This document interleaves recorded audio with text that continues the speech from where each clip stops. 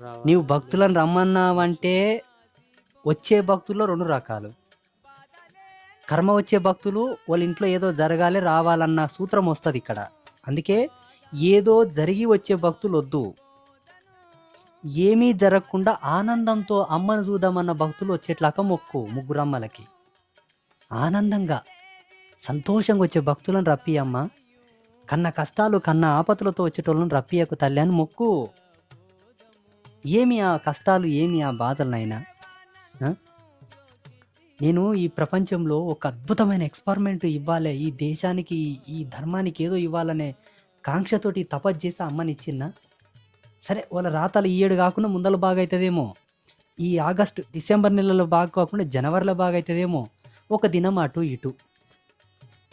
తల్లి కడుపులో ఇతనం వేసినప్పుడే పిండం బయటికి రాదు కదా నాయన.